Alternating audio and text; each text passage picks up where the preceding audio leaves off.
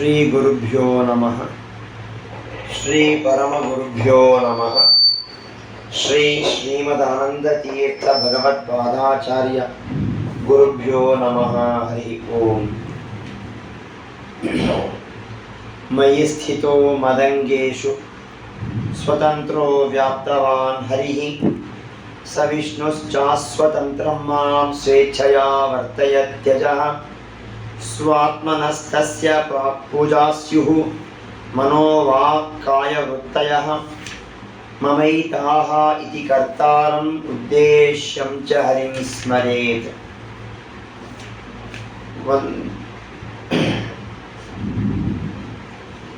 ಕುಲಸ್ವಾಮಿ ಇಷ್ಟದೇವೋನೋ ಜಗತ್ ರಕ್ಷಣ ದೀಕ್ಷಿತಃ ಶರಣಾಗತ ಸಂತ್ರಾಣಃ ಶ್ರೀನಿವಾಸ ಸತಾಂ ಗತಿಃ. ಧ್ಯಾಯೇ ನೃಸಿಂಹಮರುರುತ್ತರವಿತ್ರನೇತ್ರಂ ಜಾನುಪ್ರಸಕ್ತಕರಯುಗ್ಮ ಮಥಾಪರಾಭ್ಯಾಂ ಚಕ್ರಂ ದರಂಚ ದದತಂ ಪ್ರಿಯಯಾ ಸಮೇತಂ ದಿಗ್ಮಾಂಶುಕೋಟಿ ಅಧಿಕತೇಜಸಮಗ್ರಶಕ್ತಿಂ. ವಂದೇ ತುರಂಗವದನಂ ಶಶಿಬಿಂಬ ಸಂಸ್ಥಂ ಚಂದ್ರಾವತಾತಮೃತಾತ್ಮಕರೈಃ ಸಮಂತಾತ್ ಅಂಡಾಂತರಂ ಬಹಿರಪಿ ಪ್ರತಿಭಾಸಯಂತಂ ಶಂಖಾಕ್ಷಪುಸ್ತಕಸುಬೋಧಮುಖಾಬ್ಜಬಾಹುಂ. ವಿಜ್ಞಾನರೋಚೆ ಪರಿಪೂರಿತಾಂತಃ ಬಾಹ್ಯಾಂಡಕೋಶಂ ಹರಿತೋಪಲಾಭಂ ತರ್ಕಾಭಯೇತಂ ವಿಧಿ ಸರ್ವಪೂರ್ವ ಗೀರ್ವಾಣ ವಿಜ್ಞಾನದ ಮಾನತೋಸ್ಮಿ. ಸೃಷ್ಟಿಸ್ಥಿತ್ಯಪ್ಯಯೇಹ ನಿಯತಿದೃಶತಮೋ ಬಂಧಮೋಕ್ಷಾಶ್ಚ ಯಸ್ಮಾತ್ ಅಸ್ಯ ಶ್ರೀ ಬ್ರಹ್ಮರುದ್ರ ಪ್ರಭೃತಿ ಸುರ ನರ ದ್ವಿಶತ್ರಾತ್ಮಕಸ್ಯ ವಿಷ್ಣೋ ವ್ಯಸ್ತಾ ಸಮಸ್ತಾಃ ಸಕಲಗುಣನಿಧಿಃ ಸರ್ವದೋಷವ್ಯಪೇತಃ ಪೂರ್ಣಾನಂದೋ ವ್ಯಯೋ ಯೋ ಗುರುರಪಿ ಪರಮಃ ಚಿಂತಯೇತಂ ಮಹಾಂತಂ. ಜನ್ಮಾದ್ಯಸ್ಯ ಯತೋನ್ಮಯಾದಿತರತಶ್ಚಾರ್ಥೇಷು ಅಭಿಜ್ಞಸ್ವರಾಟ್ ತೇನೇ ಬ್ರಹ್ಮ ಹೃದಯ ಆದಿ ಕವಯೇ ಮುಹ್ಯಂತಿ ಯಂ ಸೂರಯಃ ತೇಜೋ ವಾರಿ ಮೃದಾಂ ಯಥಾ ವಿನಿಮಯೋ ಯತ್ರ ತ್ರಿಸರ್ಗೋ ಮೃಷಾ ಧಾಮ್ನಾ ಸ್ವೇನ ಸದಾ ನಿರಸ್ತಕುಹಕಂ ಸತ್ಯಂ ಪರಂ ಧೀಮಹಿ.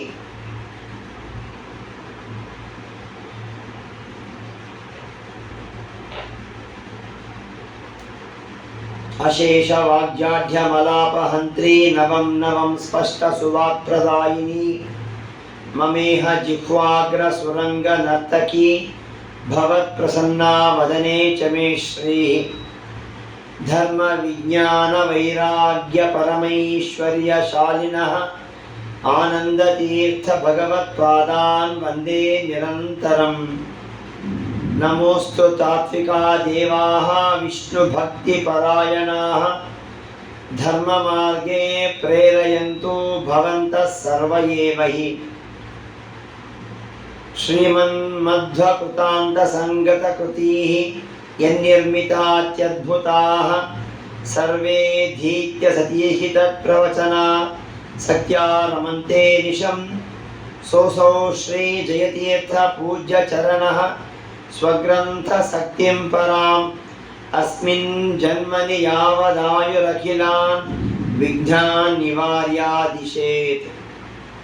ನೌಮಿನ್ಯಾಯ ಸುಧಾಧಿಕೃತ್ ಜಯಮುನೀನ್ ಶ್ರೀಪಾದರಾಟ್ ಸನ್ಮಣೀನ್ ವ್ಯಾಸಾರ್ಯಾನ್ ವಿವಿಧಾಗಮಾಬ್ಧಿವಿಹರಾನ್ ಶ್ರೀವಾದಿರಾಜಾನಪಿ ವಂದೇ ಹಂಸವರಾನ್ ರಘೂತ್ತಮಗುರೂನ್ ವೈದಗ್ಧ್ಯಪಾರಾನ್ ವಿಧೀನ್ ಶ್ರೀ ಸತ್ಯೋವ್ರತ ರಾಘವೇಂದ್ರ ಮುನಿಪಾನ್ ಸದ್ಬೋಧ ಸಧ್ಯಾನಪಾನ್ ಸತ್ಯಾಭಿಜ್ಞಕರಾಬ್ಜೋತ್ಥಾನ್ ಪಂಚಾಶತ್ ವರ್ಷ ಪೂಜಕಾನ್ ಸತ್ಯ ಪ್ರಮೋದ ತೀರ್ಥಾರ್ಯಾನ್ ನೌಮಿನ್ಯಾಯ ಸುಧಾರತಾನ್.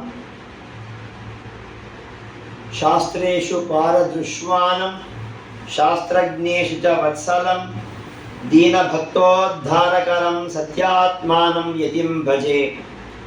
ವಿದ್ಯಾಪೀಠ ವಿಧಾತಾರಂ ವಿದ್ಯಾವಾರಿಧಿ ಚಂದಿರಂ ವಿದ್ಯಾರ್ಥಿವತ್ಸಲಂ ವಂದೇ ಮಹಾಮಹಿಮ ಸದ್ಗುರುಂ ಮಧ್ವಸಿದ್ಧಾಂತವಾರ್ಧ್ಯುಕ್ತಃ ತತ್ವಪೀಯೂಷಸೇಚಕಃ ತಾಪಂ ಹರತು ಮೇ ಶ್ರೀಮಾನ್ ಜ್ಞಾನಪಂಚಾಸ್ಯ ಚಂದ್ರಮಾಃ ಆಪಾದಮೌಳಿಪರ್ಯಂತಂ ಗುರುಣಾಂ ಆಕೃತಿಂ ಸ್ಮರೇತ್ ತೇನ ವಿಘ್ನಾಃ ಪ್ರಣಶ್ಯಂತಿ ಸಿದ್ಧ್ಯಂತಿ ಚ ಮನೋರಥಾಃ.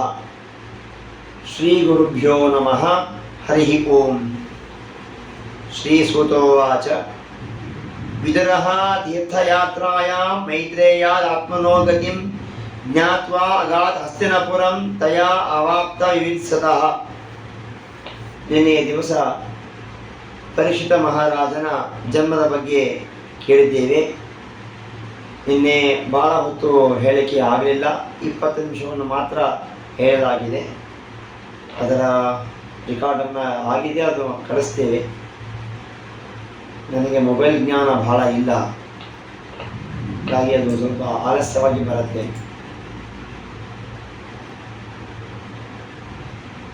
ವಿದುರ ಎಲ್ಲ ಹೇಳಿದ, ಕೃಷ್ಣನ ಬಗ್ಗೆ ಕೇಳ್ತಾರೆ, ಕೃಷ್ಣ ಹೇಗಿದ್ದ ಎಲ್ಲ ಕೇಳ್ತಾರೆ.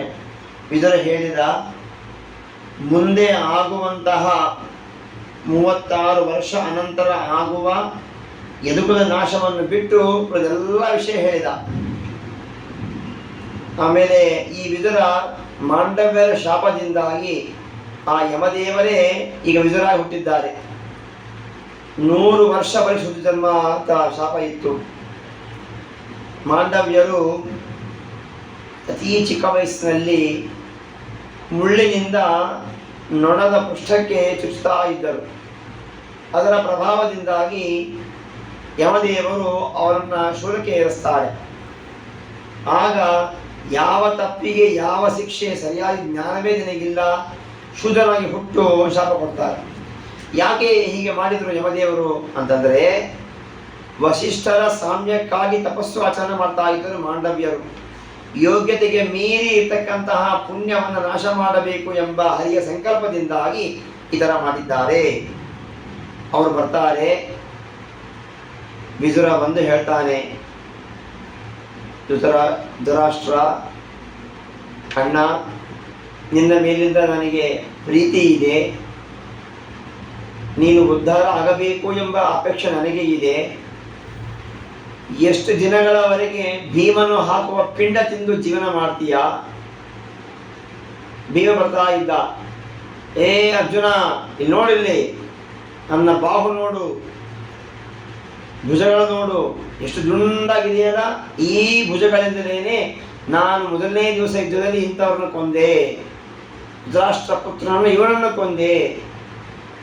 ಇಂತಹ ದಿನದಲ್ಲಿ ದುಶಾಸನವನ್ನು ರಕ್ತಪಾನ ಮಾಡಿದೆ. ಹೀಗೆ ದಿನಕ್ಕೆ ಹೊತ್ತಿಗೆ ಆಹಾರ ಕೊಡಬೇಕು, ಈ ಮಾತಾಡಬೇಕು. ಮಕ್ಕಳ ಮೇಲಿನ ವ್ಯಾಮೋಹ ದುಃಖದಿಂದ ಊಟ ಮಾಡ್ತಾ ಇದ್ದ ಧೃತರಾಷ್ಟ್ರ. ಭೀಮಸೇನರು ಯಾಕೆ ಮಾಡ್ತಾ ಇದ್ರು ಹೀಗೆ ಅಂತಂದರೆ, ಅವರೆಲ್ಲ ತಮೋಯೋಗ್ಯರು, ನೀನು ಮುಕ್ತಿಯೋಗ್ಯನಾಗ್ತಕ್ಕಂತಹ ವ್ಯಕ್ತಿ, ಅವರ ಚಿಂತೆಯನ್ನು ಬಿಟ್ಟು ನೀನು ಹರಿಚಿಂತೆಯನ್ನು ಮಾಡು ಅಂತ ತರಿಸೋದಕ್ಕಾಗಿ ಮಾಡ್ತಾ ಇದ್ದರು. ಇದರ ವಾಕ್ಯದ ಅರ್ಥ ಗೊತ್ತಾಗ್ತಾ ಇರಲಿಲ್ಲ ಧೃತರಾಷ್ಟ್ರನಿಗೆ. ವಿದುರ ಬಂದು ಹೇಳ್ತಾನೆ, ಏಳು ಸಾಕು, ತಪಸ್ಸು ಮಾಡು, ಸಾಧನೆ ಮಾಡಿಕೋ. ಇಷ್ಟು ದಿವಸವರೆಗೆ ಆಗಿದ್ದಾಯಿತು, ಇನ್ನಾದರೂ ಒಳ್ಳೆ ಹಾದಿ ಹಿಡಿಯೋ ಪ್ರಾಣಿ ಎಂಬ ವಚನದಂತೆ ಇನ್ನಾದರೂ ಶುರು ಮಾಡು ಅಂತ ಹೇಳ್ತಾರೆ. ಧೃತರಾಷ್ಟ್ರನಲ್ಲಿ ಕಲಿಯ ಆವೇಶ ಯಾವಾಗಿಂದಾಗಿತ್ತು ಅಂತಂದರೆ, ಮಕ್ಕಳು ಹುಟ್ಟಬೇಕಾದಾಗ ಮೊದಲು 3 ತಿಂಗಳವರೆಗೆ ತಂದೆಯ ಉದರದಲ್ಲಿ ಇರ್ತಾರೆ. ಅನಂತರದಲ್ಲಿ ತಾಯಿಯ ಉದರ ಪ್ರವೇಶ ಮಾಡ್ತಾರೆ. ಹಾಗೆ ಗಾಂಧಾರ್ಯ ಗರ್ಭ ಪ್ರವೇಶ ಮಾಡೋದಕ್ಕಿಂತ ಪೂರ್ವದಲ್ಲಿ 3 ತಿಂಗಳ ಮೊದಲಿಗೇನೆ ಕಲಿಯು ಧೃತರಾಷ್ಟ್ರನಲ್ಲಿ ಹೊಕ್ಕಿದ್ದ. ಆ ಕಲಿಯನ್ನು ಹೊರಗೆ ತೆಗೆಯಬೇಕಾಗಿದೆ ಇವಾಗ. ಗಂಧರ್ವನೇ ಧೃತರಾಷ್ಟ್ರನಾಗಿ ಹುಟ್ಟಿದ್ದಾನೆ. ಹಾಗಾಗಿ ಅವನಿಗೆ ಸಾಧನೆ ಮಾಡಿಕೊಳ್ಳಬೇಕಾಗಿದೆ. ಅದಕ್ಕೆ ಬುದ್ಧಿವಾದ ಹೇಳಿಕೆ ಬಂದಿದ್ದಾರೆ ವಿದುರ. ಅನಂತರದಲ್ಲಿ ಬರ್ತಾನೆ, ಹೇಳ್ತಾರಂತೆ, ಅಹೋ ಮಹೀಯಸಿ ತಂತೋ ಜೀವಿತಾಶಾ ಯದಾ ಭವಾನ್ ಭೀಮ ಭೋಜಿತಂ ಪಿಂಡಂ ಅದತ್ಸೇ ಗೃಹಪಾಲವತ್. ನಾಯಿಯ ಮನೆಯ ಮುಂದೆ ಕಟ್ಟಿ ಹಾಕಿರ್ತಾರೆ, ಮನೆಯ ಮುಂದೆ ನಾಯಿಯನ್ನು ಕಟ್ಟಿ ಹಾಕಿರ್ತಾರೆ. ಆ ನಾಯಿಗೆ ಒಂದು ತುತ್ತು ಅನ್ನ ಹಾಕಿಬಿಟ್ರೆ ಸಾಕು, ಮನೆ ಕಾಯ್ತಾ ಇರುತ್ತೆ. ಹಾಗೆ ಭೀಮಸೇನ ದೇವರು ಹಾಕುವಂತಹ ಆಹಾರ ತಿಂದುಕೊಂಡು ಜೀವನ ಮಾಡಬೇಕು ಅಂತ ಹಾದಿ ಕಾಯ್ತಾ ಇದೆಯಲ್ಲ, ಇನ್ನ ಆಶೆಗೆ ಧಿಕ್ಕಾರ ಇರಲಿ ಅನ್ನ ಅಂತ ಹೇಳಿ ತಪಸ್ಸು ಮಾಡುವುದು ಹೇಳ್ತಾರೆ. ಅಥ ಉದೀಚೀನುಷಂ ಯಾತು ಸ್ವೈರ ಜ್ಞಾತ ಗತಿರ್ಭವಾನ್ ಇತೋ ಅರ್ವಾ ಪ್ರಾಯಶಃ ಕಾಲಃ ಪುಂಸಾಪುಣ ವಿಕರ್ಷಣ. ಉತ್ತರ ದಿಕ್ಕಿಗೆ ಹೋಗು, ತಪಸ್ಸನ್ನು ಮಾಡು, ಆ ಭಗವಂತನ ಸ್ಮರಣೆ ಮಾಡು. ಕಾಲನಾಮಕ ಹರಿಯ ವಿಚಾರದಿಂದಾಗಿ ಇಷ್ಟು ವರ್ಷವರೆಗೆ ವ್ಯರ್ಥವಾಯಿತು ನಿನ್ನ ಆಯುಷ್ಯ, ಇನ್ನು ಮುಂದೆ ಆದರೂ ಸಾಧನೆ ಮಾಡಿಕೋ ಅಂತ ಹೇಳ್ತಾರೆ. ಆಗ ಪತಿಂ ಪ್ರಯಾಂತಂ ಸುಬಲಸ್ಯ ಪುತ್ರಿ ಪತಿವ್ರತ ಚ ಅನುಜಗಾಮ ಸಾಧ್ವಿ ಹಿಮಾಲಯಂ ನ್ಯಸ್ದಂಡ ಪ್ರಹರ್ಷಂ ಮನಸ್ವಿನಾಂ ಔಷತ್ ಸಂವಿಹಾರಂ. ಪತಿಯು ತಪಸ್ಸಿಗೆ ಹೋಗಲು ಸಿದ್ಧನಾದ ಧೃತರಾಷ್ಟ್ರ. ಸಧರ್ಮಚಾರಿಣಿ ಗಾಂಧಾರಿ ಸುಬಲನ ಪುತ್ರಿ ಆಕೆಯು ಹೊರಟಿದ್ದಾಳೆ. ಅವರ ಸೋದರಿ ಕುಂತಿಯೂ ಹೋಗ್ತಾ ಸಿದ್ಧರಾಗಿದ್ದಾಳೆ. ಜೊತೆಗೆ ಕುಂತಿ ಹೋಗೋದನ್ನು ಕಂಡು ಸಂಜಯ ಬರ್ತಾ ಇದ್ದಾನೆ. ಸಂಜಯ ದೂರದೃಷ್ಟಿದ ಜ್ಞಾನ ಇದೆ, ದೂರ ವಿಷಯವೆಲ್ಲ ಜ್ಞಾನ ಆಗ್ತಾ ಇರುತ್ತೆ. ಹೀಗಾಗಿ ಸಂಜಯನ ಮಾರ್ಗದರ್ಶನದಲ್ಲಿ ಧೃತರಾಷ್ಟ್ರ ತಪಸ್ಸಿಗೆ ಕಾಡಿಗೆ ಹೋಗ್ತಾ ಇದ್ದಾನೆ. ಆಗ ಧರ್ಮರಾಯ ತಡೆದ ಕುಂತಿಯನ್ನ, ನೀನೇತಕ್ಕಮ್ಮ ನುಡಿಯರು ಅಂತ ಹೇಳಿ. ವಾರ್ಧಕ್ಯ ಅವಸ್ಥೆಯಲ್ಲಿ ಕ್ಷತ್ರಿಯರ ಧರ್ಮ ವಾನಪ್ರಸ್ಥಾಶ್ರಮ, ಮಗು ನಾನು ಹೋಗಿ ಬರ್ತೇನೆ, ಸುಖವಾಗಿ ಜೀವನ ಮಾಡುವಂತ ಆಶೀರ್ವಾದ ಮಾಡ್ತಾ ಇದ್ದಾಳೆ ಧರ್ಮರಾಜನಿಗೆ ಕುಂತಿ. ಸಂಜೆಯ ತೋರಿಸುವಂತಹ ಹಾದಿಯಲ್ಲೇ ಹೋಗ್ತಾ ಇದ್ದಾರೆ. ಹೋಗಬೇಕಾದಾಗ ಎಲ್ಲ ಜನರನ್ನು ಕರೆತಾ ಇದ್ದಾನೆ ಧೃತರಾಷ್ಟ್ರ. ನಾನು ನನ್ನ ಮಕ್ಕಳು ನಿಮಗೆ ತುಂಬಾ ಪೀಡೆ ಕೊಟ್ಟಿದ್ದೇವೆ. ಈ ನನ್ನ ಸೋದರ ಅಂತಕ್ಕಂತಹ ಪಾಂಡುರಾಜನ ಪುತ್ರರು ಧರ್ಮರಾಯ, ಭೀಮಸೇನ, ಅರ್ಜುನ, ನಕುಲ ಸಹದೇವರು ಧರ್ಮದಿಂದ ಇರ್ತಕ್ಕಂಥವರು. ಅವರು ನನ್ನ ಮೇಲೆ ತೋರುವ ಪ್ರೀತಿಯನ್ನ ಅಧಿಕವಾಗಿ ತೋರಿಸಿರಿ, ಅವರನ್ನೇ ನೀವು ಆಶ್ರಯ ಪಡಿರಿ, ಸಾಧನೆ ಮಾಡಿಕೊಳ್ಳಿ ಅಂತ ಹೇಳಿ ನಾನು ಕಾಡಿಗೆ ಹೋಗ್ತಾ ಇದ್ದೇನೆ, ಅನುಮತಿಯನ್ನು ಕೊಡಿ ಅಂತ ಕೇಳ್ತಾರೆ. ರಾಜ ಪ್ರಜೆಗಳನ್ನ ಹೇಗೆ ವರ್ತಿಸಬೇಕು ಅಂತ ತೋರಿಸ್ತಾರೆ ಈ ಗ್ರಂಥದಲ್ಲಿ, ಮಹಾಭಾರತದಲ್ಲಿ. ಅನಂತರದಲ್ಲಿ ಕಾಡಿಗೆ ಹೊರಟ. ಎಲ್ಲಿ ತಪಸ್ಸು ಮಾಡಿದರು ಅಂತಂದ್ರೆ, ಗಂಗಾ ನದಿಯು ಭಗೀರಥನ ಪ್ರಾರ್ಥನೆ ಮೇರೆಗೆ ಕೆಳಗೆ ಬಂದಿದ್ದಾಳೆ. ಬಂದ ಮೇಲೆ ದೇವರ ತಲೆಯಿಂದ ಜಟೆಯಲ್ಲಿ ಇದ್ದು ಅಲ್ಲಿಂದ ಒಂದು ಹನಿಯ ರೂಪದಲ್ಲಿ ಮಾತ್ರ ಕೆಳಗೆ ಬರ್ತಾ ಇದ್ದಾಳೆ ಗಂಗಾದೇವಿ. ಒಂದು ಕೂದಲಿನ ಅಂಶ ಎಷ್ಟು ನಿಧಾನವಾಗಿ ಬರ್ತಾ ಇದ್ದಾಳೆ. ಬರುವಾಗ ಆ ಗಂಗೆಯು ಸ್ವರ್ಧುನಿ ಕೆಳಗೆ ಬಿದ್ದ ಕೂಡಲೇ 7 ಭಾಗವಾಗಿ ವಿಭಕ್ತಳಾಗಿದ್ದಾಳೆ. ಹ್ಲಾದಿನಿ ಪಾವನಿ ಚೈವ ನರನಿ ಚ ತಥಾಪರ ತಿಸ್ರಃ ಪ್ರಾಚೀನಂ ಜಗ್ಮುಹು ಗಂಗಾ ಶ್ವಜಲಾ ಶುಭಾ. ಹ್ಲಾದಿನಿ, ಪಾವನಿ, ನರನಿ ಎಂಬತಕ್ಕಂತಹ 3 ಹೆಸರಿನಿಂದ ಗಂಗಾದೇವಿಯು ಪೂರ್ವಕ್ಕೆ ಹರಿದು ಹೋಗಿದ್ದಾಳೆ. ಸುಚಕ್ಷುಶ್ಚೈವ ಸೀತಾ ಚ ಸಿಂಧುಶ್ಚೈವ ಮಹಾನದಿ ತಿಸ್ರಃ ತು ಇತಾದೃಶಿ ಜಗ್ಮುಹು ಪ್ರತೀಚೀಂತ ಶುಭೋದಕಾಃ. ಸುಚಕ್ಷು, ಸೀತಾ, ಸಿಂಧು ಎಂಬತಕ್ಕಂತಹ 3 ಹೆಸರಿನಿಂದ ಗಂಗಾದೇವಿಯು ಪಶ್ಚಿಮಕ್ಕೆ ಹರಿದು ಹೋಗಿದ್ದಾಳೆ. ಗಂಗೆಯನ್ನು ತರಿಸಿದ ಮಹಾನುಭಾವ ಭಗೀರಥ ರಾಜ. ಆ ಭಗೀರಥನ ಹಿಂದೆ ಅಲಕನಂದ ಎಂಬ ನಾಮದಿಂದ ಹಿಂದೆ ಹೋಗಿದ್ದಾಳೆ. ಹೀಗೆ ರಾಮಾಯಣದಲ್ಲಿ ಬರ್ತಕ್ಕಂತಹ ವಿಚಾರ. ಬಾಲಕಾಂಡದಲ್ಲಿ 93ನೇ ಅಧ್ಯಾಯದಲ್ಲಿ 13 ರಿಂದ 15 ಹೇಳ್ತಾರೆ ಈ ಮಾತನ್ನ. ಅಲ್ಲಿ ಸ್ವತೋಭಿಹಿ ಸಪ್ತಭಿಹಿ ಯತ್ರ ಸ್ವರ್ಧುನಿ ಸಪ್ತದಾ ಅಭ್ಯಗಾತ್ ಸಪ್ತಾನಾಂ ಪಿತಯೇ ನಾಮ್ನಾ ಸಪ್ತಸ್ರೋತಃ ಪ್ರತ್ಯಕ್ಷತೆ. ಸಪ್ತಸ್ರೋತ ಅಂತ ಕ್ಷೇತ್ರ, ಅಲ್ಲಿ ತಪಸ್ಸು ಮಾಡ್ತಾ ಇದ್ದಾರೆ ಈ ಧೃತರಾಷ್ಟ್ರ, ಗಾಂಧಾರಿ, ಕುಂತಿ, ಸಂಜಯ. 3 ಹೊತ್ತು ಸ್ನಾನವನ್ನು ಮಾಡಿದರು. ಅಗ್ನಿಯಲ್ಲಿ ಆಹುತಿಯನ್ನು ಕೊಡ್ತಾ ಇದ್ದಾರೆ, ಜಲಪಾನ ಮಾತ್ರ ಮಾಡ್ತಾ ಇದ್ದಾರೆ. ಪ್ರಾಣ ಹೋಗುವುದಕ್ಕೆ ಪ್ರತೀಕ್ಷೆಯನ್ನು ಮಾಡ್ತಾ ತಪಸ್ಸು ಮಾಡ್ತಾ ಕೂತಿದ್ದಾರೆ. ನಂತರದಲ್ಲಿ ಒಮ್ಮೆ ಕಾಡ್ಗಿಚ್ಚು ಬರದ್ದು ಗೊತ್ತಾಯಿತು ಸಂಜಯನಿಗೆ. ಸಂಜಯನು ಮೊದಲೇ ಗೊತ್ತಾದ್ದಕ್ಕಾಗಿ ಅಲ್ಲಿಂದ ಹೊರಟು ಹೋದ. ಆದರೆ ಧೃತರಾಷ್ಟ್ರ, ಗಾಂಧಾರಿ, ಕುಂತಿ ಮಾತ್ರ ಅಲ್ಲಿಂದ ಬರಲು ಆದರೂ ಬರಲೇ ಇಲ್ಲ. ಅಲ್ಲೇ ತಪಸ್ಸಿ ಕೂತಿದ್ದಾರೆ. ಕಾಡ್ಗಿಚ್ಚಿನಲ್ಲಿ ಅವರು ದಗ್ಧರಾಗಿದ್ದಾರೆ. ಅನಂತರದಲ್ಲಿ ಯುಧಿಷ್ಠಿರ ತಾನು ಪ್ರಶ್ನೆ ಮಾಡ್ತಾ ಇದ್ದಾನೆ ಭೀಮಸೇನ ದೇವರಿಗೆ. ಸಂಪ್ರೇಷಿತೆ ದ್ವಾರಕಾಯಾಂ ಜಿಷ್ಣೋ ಬಂಧು ದುದೃಕ್ಷಯ ಜ್ಞಾತುಶ್ಚ ಪುಣ್ಯಶ್ಲೋಕಸ್ಯ ಕೃಷ್ಣಸ್ಯ ವಿಚೇಷಿತಂ. ಕೃಷ್ಣನ ವಾರ್ತೆ ಕೇಳಿಕೊಂಡು ಬಾ ಅಂತ ಅರ್ಜುನನ್ನು ಕಳಿಸಿಕೊಟ್ಟಿದ್ದೇನೆ, ಇನ್ನೂ ಬಂದಿಲ್ಲ. ಗತಾ ಸಪ್ತಾಧುನಾ ಮಾಸ ಭೀಮಸೇನ ತವಾನುಜಃ ನಾಯಾತಿ ಕಸ್ಯ ವಾ ಹೇತೋಃ ನಾಹಂ ವೇದ ಇದಮಂಜಸ. ಆಗ ನಿನ್ನ ತಮ್ಮ ಭೀಮಸೇನ ನಿನ್ನ ಸೋದರ ಅರ್ಜುನ ದ್ವಾರಕೆಗೆ ಹೋಗಿ 7 ತಿಂಗಳಾಗ್ತಾ ಬಂತು, ಇನ್ನೂ ಅವನು ಬಂದೇ ಇಲ್ಲ, ಯಾಕೆ ಏನಾಗಿದೆ ಅಂತ ಹೀಗೆ ಕೇಳ್ತಾ ಇರಬೇಕಾದಾಗ ಅರ್ಜುನ ಬಂದಾಕ್ಷಣ ಮಾತಾಮಹ ಶೂರಸೇನ ಹೇಗಿದ್ದಾರೆ, ಅಹೋಕ ಹೇಗಿದ್ದಾನೆ, ಹಾರ್ದಿಕ ಹೇಗಿದ್ದಾನೆ ಎಲ್ಲರನ್ನು ಪ್ರಶ್ನೆ ಮಾಡಿದ. ಆಗ ಅರ್ಜುನ ಅಂತಾನೆ, ಅರ್ಜುನ ವಾಚ ವಂಚಿತೋಹಂ ಮಹಾರಾಜ ಹರಿಣ ಬಂಧುರೂಪಿಣ ಏನಮೇ ಅಪಹೃತಂ ತೇಜಃ ದೇವ ವಿಸ್ಮಾಪಮಂ ಮಹತ್. ನಾವೆಲ್ಲ ವಂಚಿತರಾಗ್ಬಿಟ್ಟಿದ್ದೇವೆ ಶ್ರೀ ರಾಜನೇ, ಧಮರಾಯನೇ, ಮಹಾರಾಜ, ನಾವೆಲ್ಲ ವಂಚಿತರಾಗಿದ್ದೀವಿ. ಹರಿಯಿಂದ ಬಂಧುರೂಪಿಯಾಗಿರ್ತಕ್ಕಂತಹ ಆ ಕೃಷ್ಣರೂಪಿಯಾದಂತಹ ಪರಮಾತ್ಮನಿಂದ ನಾವು ವಂಚಿತರಾಗಿದ್ದೇವೆ. ಯಸ್ಯ ಕ್ಷಣ ವಿಯೋಗೇನ ಲೋಕೋ ಹಿ ಅಪ್ರಿಯ ದರ್ಶನ ಮುಕ್ತೇನ ರಹಿತೋ ಹೇಷ ಮೃತಕಃ ಪ್ರೋಚತೆ ಯಥ. ಅತಿ ಹತ್ತಿರ ಬಂಧುಗಳು ಅವರು ದೂರ ಆದರೆ ಅದಕ್ಕೆ ಪಡುವ ದುಃಖ ಏನಿದೆ, ಮತ್ತೆ ತಿರುಗಿ ಬರುತ್ತಾರೆ ಎಂಬ ಆಶೆಯಿಂದ ಇರ್ತೇವೆ. ಅವರು ಎಂದೆಂದಿಗೂ ತಿರುಗಿ ಬರುವುದಿಲ್ಲ ಅಂತ ಗೊತ್ತಾದ ಮೇಲೆ ಆ ದುಃಖ ಹೊರಗಡೆಗೆ ತೋರಿಕೊಳ್ಳಲಿಕ್ಕೂ ಆಗೋದಿಲ್ಲ, ಒಳಗೆ ಇಟ್ಟುಕೊಳ್ಳಲು ಆಗೋದಿಲ್ಲ. ಹಾಗೆ ನರಳುತ್ತಾ ಇರ್ತೇವೆ ನಾವು.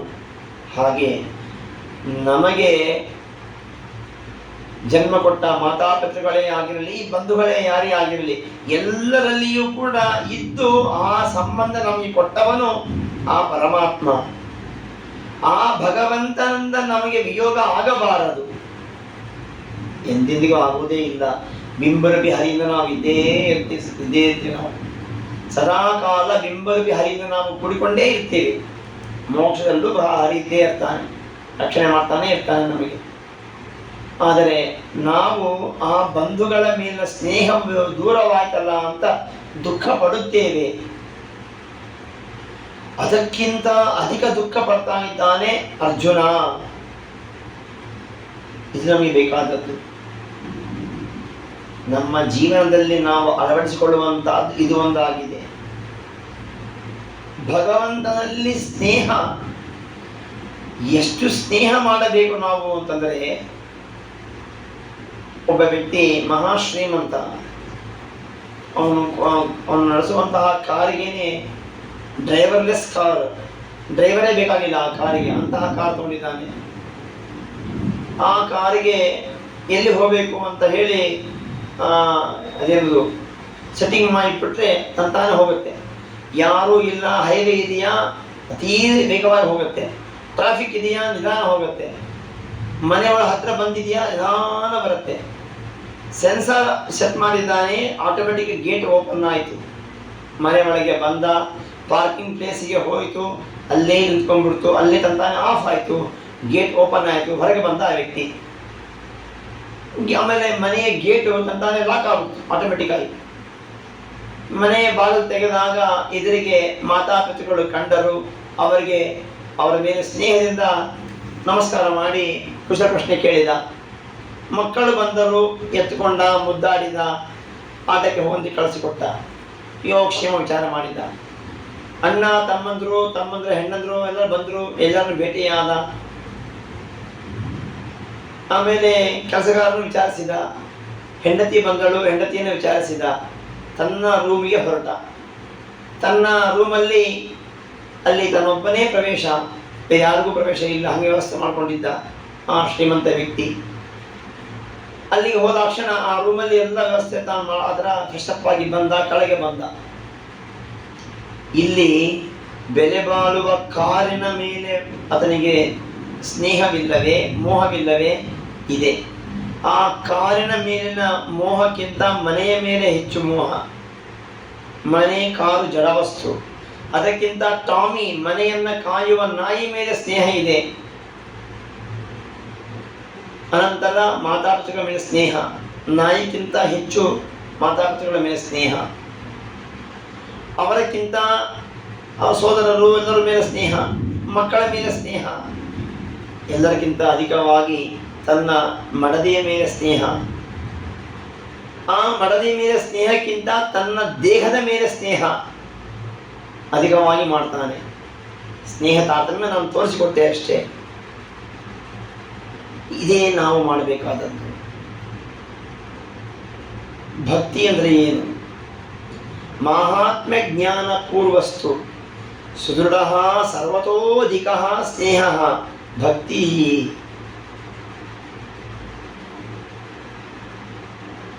ಅಂದರೆ ಭಗವಂತನು ಸರ್ವೋತ್ತಮ ಇತ್ಯಾದಿಯಾಗಿ ಏನು ಜ್ಞಾನ ಇದೆ, ನಮ್ಮ ಎಷ್ಟು ಯೋಗ್ಯತೆಯೋ ಅಷ್ಟು ಜ್ಞಾನ ಮಾಡಿಕೊಳ್ಳಬೇಕು. ಜೊತೆಗೆ ಎಲ್ಲರ ಮೇಲೆ ಮಾಡುವ ಸ್ನೇಹಕ್ಕಿಂತ ಅಧಿಕವಾದ ಸ್ನೇಹ ಆ ಭಗವಂತನಲ್ಲಿ ಮಾಡಬೇಕು. ಆಗ ನಮಗೆ ಆ ಹರಿಯಲ್ಲಿ ಭಕ್ತಿ ಉತ್ಪನ್ನವಾಗುತ್ತದೆ. ಆ ಭಕ್ತಿ ಇದ್ದರೇನೇ ಮುಕ್ತಿ. ಭಕ್ತಿ ಇಲ್ಲ, ಮುಕ್ತಿಯೂ ಇಲ್ಲ. ಹೀಗಾಗಿ ಅದಕ್ಕೆ ನಮ್ಮ ಆಚಾರ್ಯರು ಪಾಠದಲ್ಲಿ ಹೇಳಿದ್ದು, ಮಾಹುಲಿ ಆಚಾರ್ಯ ಮುಂಬೈಯಲ್ಲಿ ಪಾಠ ಹೇಳಬೇಕಾದಾಗ ಹೇಳಿದ ಮಾತು ನೆನಪಾಯಿತು. Always love unconditional, conditional love is business. ನಾವು ದೇವರ ಹತ್ರ ಹೋಗಿ ಅನ್ಕಂಡೀಷನಲ್ ಲವ್ ಮಾಡಿದಾಗ, ಸ್ನೇಹ ಮಾಡಿದಾಗ, ಪ್ರೀತಿ ಮಾಡಿದಾಗ ನಾವು ಉದ್ಧಾರ ಆಗ್ತೇವೆ. ಅದೇ ನಾವು ಸೀಮಿತವಾಗಿ ನನಗೆ ಏನೋ ಒಂದು ಉದ್ದೇಶವಾಗಿಟ್ಟುಕೊಂಡು ಒಂದು 10 ರೂಪಾಯಿದು ಲಾಟ್ರಿ ತೊಗೊಂಡಿದ್ದೀನಿ, ಒಂದು 20 ಕೋಟಿ ಬೆಲೆ ಬಾಳುವಂತಹದ್ದು ದುಡ್ಡು ಬರುತ್ತೆ, ಆ ಲಾಟ್ರಿ ನಂಬರು ನನ್ನ ನಂಬರ್ಗೆ ಮ್ಯಾಚ್ ಆಗುವಂತೆ ಮಾಡುವ ಸ್ನೇಹವಲ್ಲ. 10 ಕೋಟಿ ಬೆಲೆ ಬಾಳುವಂಥ ಮನೆ ಬೇಕಾಗಿದೆ ಅಂತಲ್ಲ, ಯಾವುದೂ ನೆಪ ಇಲ್ಲ, ನಿಷ್ಕಾಮಕವಾಗಿ ದೇವರ ಅನುಗ್ರಹ ಒಂದೇ ಒಂದು ನಮಗೆ ಸಿಗಲಿ ಎಂಬ ಉದ್ದೇಶವಾಗಿಟ್ಟುಕೊಂಡು ಹರಿಯನ್ನು ನಾವು ಆರಾಧನೆ ಮಾಡಬೇಕು. ಆ ತರಹದ ಅಷ್ಟು ಹಚ್ಕೊಂಡ್ಬಿಟ್ಟಿದ್ದರು ಪಾಂಡವರು ಭಗವಂತನನ್ನು. ಅದಕ್ಕೆ ದುಃಖ ಬಹಳ ಆಗ್ತಾ ಇದೆ ಅರ್ಜುನನಿಗೆ. ತತ್ರಾಪಿ ದ್ರೌಪದಿಯ ಸ್ವಯಂವರ ಕಾಲದಲ್ಲಿ ಏನು ಹರಿಯರ ಸಹಾಯ ಮಾಡಿದ, ಖಾಂಡವ ವನ ದಹನ ಕಾಲದಲ್ಲಿ ಏನು ಆ ಹರಿಯನಿಗೆ ಸಹಾಯ ಮಾಡಿದ, ಜರಾಸಂಧ ವಧ ಕಾಲದಲ್ಲಿ ಹರಿಯ ವ್ಯವಹಾರ ಹೇಗಿತ್ತು, ಪಾಶುಪತಾಸ್ತ್ರ ಪ್ರಾಪ್ತಿಗಾಗಿ ಆ ಭಗವಂತ ಮಾಡಿದ ಅನುಗ್ರಹ ಎಷ್ಟು. ಭಗವಂತ ಗುರುಗಳ ಮೂಲಕವಾಗಿಯೇ ಅನುಗ್ರಹ ಮಾಡ್ತಾನೆ. ಹಾಗಾಗಿ ಅರ್ಜುನನಿಗೆ ನೀತ ಗುರುಗಳು ಇಂದ್ರ ನೀತ ಗುರುಗಳು ಉಮಾದೇವಿ, ಉಮಾದೇವಿಯ ಪತಿ ಬುದ್ಧದೇವರು ಗುರು ಆಗಿದ್ದಾರೆ. ಹೀಗಾಗಿ ಅಷ್ಟೇ ಅಲ್ಲ, ಆ ಹರಿಯ ಕೃಪೆಯಿಂದ ವನವಾಸಕ್ಕೆ ನಾವು ಹೋಗಬೇಕು ಅಂತ ನಿರ್ಧಾರ ಆದ ಮೇಲೆ ನಾನು ಓದಿದ್ದು ಎಲ್ಲಿ? ಇಂದ್ರದೇವರ ಅರ್ಧಾಸನದಲ್ಲಿ ಕೂತ್ಕೊಂಡೆ ನಾನು. ಇದು ಹರಿಯ ಅನುಗ್ರಹವಲ್ಲವೇ? ಈ ಕೃಷ್ಣ ಪರಮಾತ್ಮನ ಅನುಗ್ರಹವಲ್ಲವೇ? ಉತ್ತರ ಗೋಗ್ರಹಣ ಕಾಲದಲ್ಲಿ ಎಂತಹ ನನಗೆ ಸಾಮರ್ಥ್ಯ ಕೊಟ್ಟ ಪರಮಾತ್ಮ. ಕೌರವರ ವಸ್ತ್ರವೆಲ್ಲ ಅಪಹಾರ ಮಾಡಿದೆ ನಾನು, ನನಗೆ ಸಾಮರ್ಥ್ಯವಿತ್ತೇ ಇಲ್ಲ. ಕೃಷ್ಣನ ಅನುಗ್ರಹದಿಂದ ನಾನು ಪಡೆದಿದ್ದೇನೆ. ಆದರೆ ಈಗೇನಾಗ್ತಾ ಇದೆ, ಕೃಷ್ಣ ಪರಂಧಾಮಕ್ಕೆ ಹೊರಟು ಹೋದ ಮೇಲೆ 16,100 ಜನರು ಕೃಷ್ಣನ ಶಾಪದಿಂದಾಗಿ ಮ್ಲೇಚ್ಛವಶ ಆಗ್ತಾ ಇದ್ದಾರೆ. ಅವರನ್ನು ರಕ್ಷಣೆ ಮಾಡೋದಕ್ಕೆ ನಾನು ಗಾಂಡೀವನ್ನು ಬಳಸಿದೆ, ಆದರೆ ಅಸ್ತ್ರಗಳ ನೆನಪಾಗ್ತಾ ಇಲ್ಲ. ಅದೇ ಗಾಂಡೀವ ಇದೆ. ತದ್ವೈ ಧನು ದೈಶಮಃ ಅಥಃ ಹಯಾಸ್ತೆ ಸೋಹಂ ರಥೀ ನೃಪತಯಃ ಯಥಾ ಆಮನಂತಿ ಸರ್ವಂ ಕ್ಷಣೆ ತದಭೂತ್ ಆಸೀದ ಈಶರಿಕ್ತಂ ಭಸ್ಮಾಹುತಂ ಕೂಕರಾತ್ ಹವಿಮೋಕ್ತಭೂಷೆ. ಏನು ಅದೇ ರಥ ಇತ್ತು, ಅದೇ ಗಾಂಧೀವ ಇದೆ, ಅದೇ ಕುದುರೆ ಇದೆ, ಅದೇ ಧನಸ್ಸು ಇದೆ, ಅದೇ ಚಾಪಗಳಿವೆ ಅಂದರೆ ಬಾಣ ಇವೆ, ಯಾಕೆ ನಾನು ಸೋತೋಗ್ಬಿಟ್ಟೆ ನೆಚ್ಚರಿಂದಾಗಿ? ಅದಕ್ಕೆ ಹೇಳ್ತಾರೆ ತಾದೃಶಾ ಹಯಾ ಇತ್ಯೇವಂ ವ್ಯಾಖ್ಯೇಯಂ. ಯಾದವಾರ ಈ ವಿಷಯದಲ್ಲಿ ಟಿಪ್ಪಣಿ ಬರೀತಾರೆ. ತೇಷವಃ ಅಂದಾಗ ಯುದ್ಧ ಕಾಲೇ ಮುಕ್ತಾನಾಂ ಇಷೂಣಾಂ ಪುನಃ ಅರ್ಜುನಂ ಪ್ರತಿ ಅನಾಗತತ್ವಾತ್ ತಾದೃಶಾರ್ಥತ್ವಮೇವ ವರ್ಣನೀಯಂ. ಇಲ್ಲಾಂದ್ರೆ ಆ ತಾದೃಶಾಹ ಗಾಂಡೀವ ಧನಸ್ಸಿನಂತೆ ಇರುವ ಗಾಂಡೀವ ಧನಸ್ಸು. ಗಾಂಡೀವ ಅಂತ ನಾಮಕರಣ ಮಾಡಿದ್ದಷ್ಟೇ, ಗಾಂಡೀವ ಧನಸ್ಸೇ ಇರಲಿಲ್ಲ. ಕೃಷ್ಣರ ಯಾವ ರಥವನ್ನ ಓಡಿಸಿದನೋ ಅದೇ ರಥದಂತೆ ರಥ ಇದೆ ಹೊರತು ಆ ರಥವೇ ಇಲ್ಲ, ಅದೇ ಕುದುರೆಗಳೇ ಇಲ್ಲ, ಅದೇ ಸಾರಥಿಯೇ ಇಲ್ಲ. ಇಲ್ಲದೆ ಇದ್ದರೆ ಮಹಾಭಾರತದ ವಾಕ್ಯ ವಿರೋಧ ಬರುತ್ತೆ. ಮಹಾಭಾರತದಲ್ಲಿ ಯುದ್ಧ ಎಲ್ಲ ಮುಗಿದ ಮೇಲೆ ಅರ್ಜುನನಿಗೆ ಆ ಹಿಂದಿನ ಭಾಗಕ್ಕೆ ಕೃಷ್ಣ ತೆಗೆದ ಇದ್ದ, ಸಾರಥಿಯಾಗಿ ಬಂದ ಕೃಷ್ಣ. ಕೊನೆಯ ದಿವಸ ಯುದ್ಧ ಎಲ್ಲ ಮುಗಿದ ಮೇಲೆ ಕೃಷ್ಣ ಇಳಿ ಅಂತಾನಂತೆ. ಬಂದು ಭಾಗ ತೆಗೆದ್ರೆ ನಾನು ಇಳಿಬೇಕಲ್ಲ ಅಂತ ಅರ್ಜುನ ಅಂತಾನೆ. ಇವತ್ತು ನೀನು ಮೊದಲಿಗೆ ಇಳಿದು ನಂಗೆ ಬಾಲ್ತಿಗೆ ಕೃಷ್ಣ ಹೇಳ್ತಾನೆ. ಆಯಿತು ಅಂತ ಹೇಳಿ ಅರ್ಜುನ ಕೃಷ್ಣ ಆದೇಶದಂತೆ ಬಂದು ಕೃಷ್ಣನಿಗೆ ಇರುವಂತಹ ದ್ವಾರವನ್ನು ಸರಿಸಿದ, ರಥದ್ವಾರವನ್ನು. ಕೃಷ್ಣ ಇಳಿದ. ಆಗ ಸೊನ್ನೆ ಮಾಡಿದ ವಾಯುದೇವರು ಹಾರಿ ಹೋದರು, ಕೂತಿದ್ರು ಧ್ವಜದಲ್ಲಿ ಹಾರಿ ಹೋದರು. ಯಾವಾಗ ವಾಯುದೇವರು ಹಾರಿ ಹೋದರೂ ಸುಟ್ಟು ಬೂದಿ ಆಯಿತು ಆ ರಥ. ಗಾಬರಿ ಆಗ್ತಾನೆ ಅರ್ಜುನ, ಏನಿದು? ನಿನ್ನ ಮೇಲೆ ಪ್ರಯೋಗ ಮಾಡಿದ ಎಲ್ಲ ಅಸ್ತ್ರಗಳನ್ನ, ಅಸ್ತ್ರ ಅಂದ್ರೆ ಏನು? ಮಿಸೈಲ್, ಬಾಂಬ್, ಒಂದು ಮಂತ್ರವನ್ನ ಶತ್ರು ಮೇಲೆ ಉದ್ದೇಶವಾಗಿಟ್ಟುಕೊಂಡು ಅಹಿಮಂತ್ರಣ ಮಾಡಿ ಬಿಡುವ ಹುಲ್ಲು ಇರಬಹುದು, ದಾರ ಇರಬಹುದು, ಏನೇ ಇರಬಹುದು, ಅದು ಅಸ್ತ್ರ. ಅಸ್ತ್ರದಿಂದ ಕೂಡಿದ ವಸ್ತು ಅದು ನಾಶ ಮಾಡುತ್ತೆ, ಬ್ಲಾಸ್ಟ್ ಮಾಡುತ್ತೆ.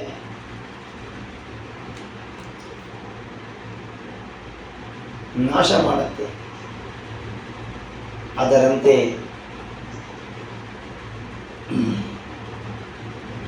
ಆ ಅಸ್ತ್ರಗಳೆಲ್ಲವೂ ತುಂಬಿದ್ದವು. ಹನುಮಂತರಾಯ ಅದನ್ನು ತಡೆದಿದ್ದ. ನನ್ನ ಸೂಚನೆಯ ಮೇರೆಗೆ ಅವನು ಹೊರಟು ಹೋದ. ಯುದ್ಧ ಮುಗಿತು, ನೀವು ಹೊರಡು ಅಂತ ಹೇಳಿದೆ, ಹೊರಟು ಹೋದ. ಹನುಮಂತರಾಯ ಬಿಟ್ಟ ಹೋದ ಅಸ್ತ್ರ ಎಲ್ಲ ಈಗ ಬ್ಲಾಸ್ಟ್ ಆಗ್ತಾ ಇದೆ, ಅದಕ್ಕೆ ಬೂದಿ ಆಯಿತು ಅಂತ ಹೇಳಿ.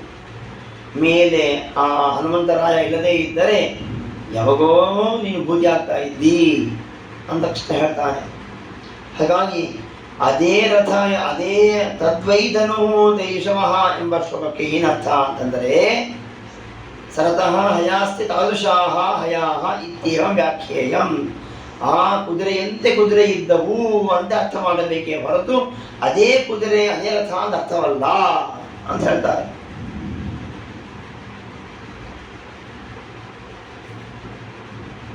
ಯದೂನಿ ಯದುಭಿಃ ಅನ್ಯೋನ್ಯಂ ಭೂಭಾರಂ ಸಂಜಹಾರಃ ಕಂಟಕಂ ಕಂಟಕೇನೈವ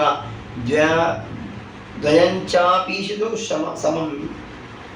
ಮುಳ್ಳನ್ನ ಮುಳ್ಳಿಂದ ತೆಗಿಬೇಕು ಅಂತ ಹೇಳಿ ಯಾದವರನ್ನ ಸಂಹಾರ ಮಾಡುವುದಕ್ಕೆ ಮತ್ತೊಬ್ಬ ವೀರ ಇಲ್ಲ, ಯಾದವರೇ ಬೇಕು.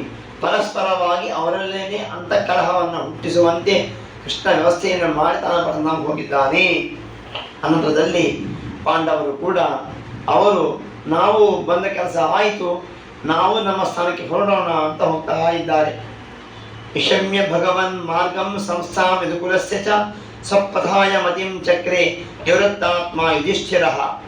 ನಾವು ನಮ್ಮ ಹಾದಿಯನ್ನು ಹಿಡಿಯೋಣ ಅಂತ ನಿರ್ಧಾರ ಮಾಡಿದ್ದಾನೆ ಯುಧಿಷ್ಠಿರ. ಸ್ವರಾಟ್ ಪೌತ್ರಂ ವಿನೀತಂತಂ ಆತ್ಮನಃ ಅನವಂ ಗುಣೈಃ ತ್ವಯನೀವ್ಯಾಹ ಪತಿಂ ಭೂಮೇಃ ಅಭ್ಯಸಿಂಚದ ಗಜಾಹ್ವಯೇ. ಹಸ್ತಿನಾವತಿಯಲ್ಲಿ ಯುಧಿಷ್ಠಿರ ಪೌತ್ರ ಪರೀಕ್ಷಿತ್ ಮಹಾರಾಜನನ್ನ ತಾನು ಕೂಡಿಸಿ ಮಧುರೆಯಲ್ಲಿ ವಜ್ರನನ್ನು ಕೂಡಿಸಿ ಶೂರಸೇನ ಪತಿಯು ಕೂಡ ಹೊರಟಿದ್ದಾರೆ. ಹೀಗೆ ಅವರೆಲ್ಲರೂ ಕೂಡ ಉತ್ತರ ದಿಕ್ಕಿಗೆ ಹೋಗಿದ್ದಾರೆ, ವೀರಗತಿಯನ್ನು ಹೊಂದುತ್ತಾ ಇದ್ದಾರೆ ಏನು ವೀರಗತಿ? ನಾವರ್ತೇತ ಗತೋ ಯತಃ. ಅದಕ್ಕೆ ಹೇಳ್ತಾರೆ ಆಚಾರ್ಯರು ಮಗತಾಪುರದಲ್ಲಿ, ನಾವರ್ತೇತ ವೀರಗತಿಂ. ವೀರಗತಿ ಅಂತಂದ್ರೆ ಮೋಕ್ಷ ಅಂತ ಅರ್ಥವಲ್ಲ, ಪುನಃ ಆವೃತ್ತಿ ಶೂನ್ಯವಾಗಿರುವ ಮೋಕ್ಷ ಎಂಬ ಗತಿ ಅಲ್ಲ. ಸ್ಪಷ್ಟವಾಗಿ ಅಲ್ವಾರ ಹೇಳ್ತಾರೆ, ವೀರಾಣಾಂ ಶರೀರ ಪಾದ ಪರ್ಯಂತಂ ಗಮನಮೇವ ಕಾರ್ಯಂ ನ ಪುನಃ ಆಗಮನಂ ಇತಿ ನಿಶ್ಚಯವತಾಂ ಧೀರಾಣಾಂ ಗಮನಂ ನತು ಅಪುನರಾವೃತ್ತಿ ರೂಪ ಮುಕ್ತಿ. ವೀರರು ತಮ್ಮ ತಮ್ಮ ಶರೀರವು ಕೆಳಗೆ ಬೀಳುವ ತನಕನೂ ಸಂಚಾರ ಮಾಡ್ತಾನೇ ಇರಬೇಕು, ತಿರುಗಿ ಎಂದೆಂದಿಗೂ ಬರಬಾರದು. ಹೀಗೆ ನಿಶ್ಚಯ ಇರ್ತಕ್ಕಂತಹ ಧೀರರ ಧೈರ್ಯವಂತರ ಇಂಥವರ ಗಮನವೇ ಹೊರತು, ವೀರಗತಿ ಅಂತಂದರೆ ಹೊರತು ಪುನರಾವೃತ್ತಿ ರೂಪವಾದಕ್ಕಂತಹ ಪುನರಾವೃತ್ತಿ ಇಲ್ಲದೇ ಇರ್ತಕ್ಕಂತಹ ಮೋಕ್ಷ ಎಂಬ ಗತಿ ಅಲ್ಲ ಅಂತ ಹೇಳ್ತಾರೆ. ಹೀಗೆ ಅವರೆಲ್ಲರೂ ಹೊರಡ್ತಾ ಇದ್ದಾರೆ.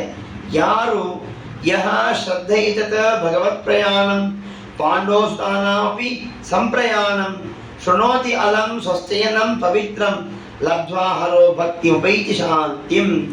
ಯಾರು ಭಗವಂತನ ಹಾಗೂ ಪಾಂಡವರ ಈ ತಮ್ಮ ತಮ್ಮ ಲೋಕಕ್ಕೆ ಹೋಗುವಂತಹ ಕಥೆಯನ್ನು ಯಾರು ಕೇಳ್ತಾರೆ ಅವರಿಗೆ ಸ್ವಸ್ತಿ ಆಗುತ್ತದೆ, ಅವರಿಗೆ ಪವಿತ್ರವಂತಹ ಕಥೆಯನ್ನು ಕೇಳಿದವರಿಗೆ ಸ್ವಸ್ತಿ ಮಂಗಳವಾಗುತ್ತದೆ, ಭಗವಂತನಲ್ಲಿ ಭಕ್ತಿಯನ್ನು ಹೊಂದೋರಾಗುತ್ತಾರೆ, ಅವರು ಶಾಂತಚಿತ್ತರಾಗಿ ಹರಿಯನ್ನು ಹೊಂದ್ತಾ ಇದ್ದಾರೆ.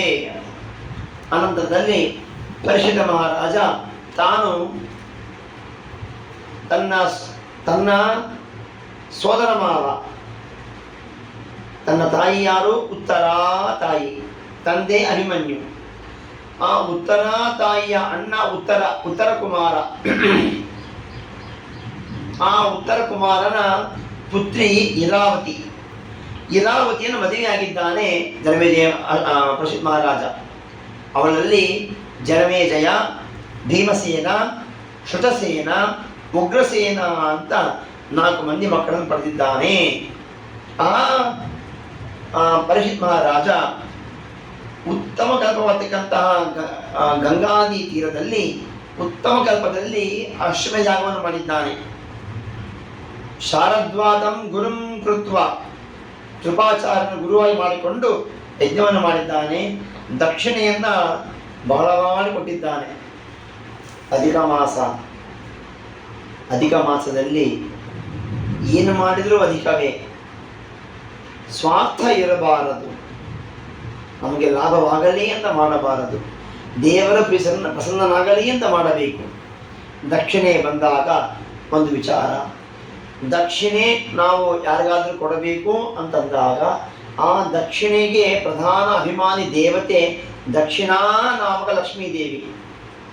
ಆ ಲಕ್ಷ್ಮೀದೇವಿಯ ರೂಪ ಹೇಗಿದೆ ಅಂತಂದರೆ, ಎಡಬದಿಯಲ್ಲಿ ಕಾಲಿಗೆ ಗೆಜ್ಜೆ, ಕಾಲುಂಗರ, ಸೀರೆ, ಎಡಗೈಯಲ್ಲಿ ಬಳೆ, ಅರ್ಧ ಕುಂಕುಮ, ಅರ್ಧ ಒಂದು ಕಿವಿಗೆ ಎಡಗಿವಿಗೆ ಬೆಂಡೋಲೆ, ಮೂಗಿನಲ್ಲಿ ಮೂಗುತಿ, ಇಷ್ಟೆಲ್ಲ ಇದೆ. ಅದೇ ದೇಹ ಅರ್ಧ ಭಾಗ ಈ ಕಡೆ ನೋಡಿದ ಬಲಭಾಗದಲ್ಲಿ ನೋಡಿದಾಗ ಅಲ್ಲಿ ತಿಲಕ, ಕಾಲಲ್ಲಿ ಪಾದರಕ್ಷೆ, ಪೀತಾಂಬರಧಾರಿಯಾಗಿದ್ದಾನೆ, ಗದಾ, ಪದ್ಮ, ಚಕ್ರಧಾರಿಯಾಗಿದ್ದಾನೆ ಪರಮಾತ್ಮ. ಹೀಗೆ ನಾರಾಯಣ ಬಲಬದಿಯಲ್ಲಿ, ಎಡಬದಿಯಲ್ಲಿ ಲಕ್ಷ್ಮಿ. ಈ ರೂಪ ಅರ್ಧನಾರಿ ನಾರಾಯಣ ರೂಪ, ದಕ್ಷಿಣ ರೂಪ. ಶ್ರಾದ್ದ ಕಾಲದಲ್ಲೇ ಆಗಲಿ, ಯಜ್ಞವನ್ನು ಮಾಡುವ ಕಾಲದಲ್ಲೇ ಆಗಲಿ ಕೊಡುವ ದಕ್ಷಿಣೆಗಳಿಗೆ ಅಭಿಮಾನಿಯಾಗಿದ್ದಾರೆ ಈ ಲಕ್ಷ್ಮೀದೇವಿ. ಯಜ್ಞದಲ್ಲಿ, ಶ್ರಾದ್ದದಲ್ಲಿ ದಕ್ಷಿಣೆಯನ್ನು ಹೆಚ್ಚು ಕೊಡಬೇಕು. ಹೆಚ್ಚು ಕೊಡೋದರಿಂದಾಗಿ ದಕ್ಷಿಣಾ ನಾಮ ಲಕ್ಷ್ಮೀದೇವಿಯ ಅನುಗ್ರಹ ಹೆಚ್ಚು ಆಗತ್ತೆ. ನಮಗೆ ಆಶೀರ್ವಾದ ಮಾಡ್ತಾಳೆ. ಏನಂತ ಆಶೀರ್ವಾದ ಮಾಡ್ತಾಳೆ? ಸಂಪತ್ತು ಬರಲಿ ಅಂತ ಆಶೀರ್ವಾದ ಮಾಡ್ತಾಳೆಯ? ಅದೂ ಮಾಡುತ್ತಾಳೆ. ಇನ್ನೊಂದು ಆಶೀರ್ವಾದವಿದೆ, ಮುಖ್ಯವಾದಂಥ ಆಶೀರ್ವಾದ, ಜ್ಞಾನ. ನಿನಗೆ ಜ್ಞಾನ ಸಿಗುವಂತೆ ಆಗಲಿ ಅಂತ ಆಶೀರ್ವಾದ ಮಾಡ್ತಾಳೆ.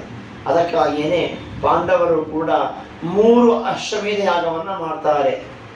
ಒಂದೊಂದಕ್ಕೆ 3 ಪಟ್ಟು, ಒಂದು ಅಶ್ವಮೇಧ ಯಾಗವನ್ನು ಮಾಡಿದಾಗ ಏನು ದಕ್ಷಿಣೆ ಕೊಡಬೇಕೋ ಅದಕ್ಕಿಂತ 3 ಪಟ್ಟು ಹೆಚ್ಚು ಕೊಡ್ತಾರೆ.